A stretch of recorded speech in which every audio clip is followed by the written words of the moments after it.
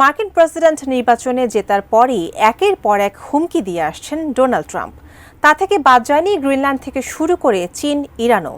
এবার মার্কিন মসনদে বসার 24 ঘন্টা না পেরোতেই রাশিয়াকে কঠোর হুমকি দিয়েছেন ট্রাম্প। এমন পরিস্থিতিতে কি করবে রাশিয়া? বিস্তারিত জানাচ্ছেন শেখ ফরিদ।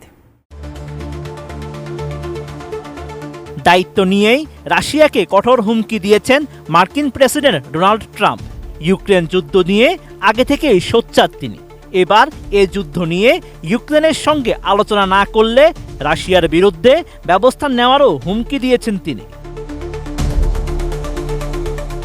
22 জানুয়ারি বার্তা সংস্থা রয়টার্সের এক প্রতিবেদনে এমন তথ্য জানানো হয়। ব্রিটিশ এই সংবাদ মাধ্যমটি জানায়, রুশ প্রেসিডেন্ট ভ্লাদিমির পুতিন যদি ইউক্রেন যুদ্ধ বন্ধের বিষয়ে আলোচনা করতে অস্বীকৃতি জানায়, তাহলে রাশিয়ার উপর নিষেধাজ্ঞা আরোপ করবেন Trump. The war should have never started. If you had a competent president, which you didn't, the war wouldn't have happened. The war in Ukraine would have never happened if I were president. Trump নিষেধাজ্ঞার কথা বললেও এ বিষয়ে বিস্তারিত কোনো তথ্য জানাননি। 2022 সালের ফেব্রুয়ারিতে ইউক্রেনে আক্রমণের জন্য এরই মধ্যে রাশিয়ার উপর কঠোর নিষেধাজ্ঞা আরোপ করেছে যুক্তরাষ্ট্র। সঠিক প্যাড আর সঠিক তথ্য দিয়ে এসব সামলে নিব এক হয়ে। Monalisa sanitary napkin. মার্কিন প্রেসিডেন্ট আরও জানান, তার প্রশাসন ইউক্রেনে অস্ত্র পাঠানোর বিষয়টিও বিবেচনা করছে। ইউক্রেনকে সমর্থন করার জন্য ইউরোপীয় ইউনিয়নকে আরও পদক্ষেপ নেওয়া উচিত বলেও উল্লেখ করেন ট্রাম্প। ট্রাম্প আরও জানান, ইউক্রেনের প্রেসিডেন্ট ভলোদিমির জেলেনস্কির সঙ্গে তার প্রশাসন কথা বলেছে। খুব শিগগিরই প্রেসিডেন্ট পুতিনের সঙ্গেও তিনি বৈঠক করতে যাচ্ছেন। এছাড়াও ইউক্রেন যুদ্ধ বন্ধে হস্তক্ষেপ করার আহ্বান জানিয়ে চীনা প্রেসিডেন্ট শি জিনপিংকেও চাপ দেন তিনি।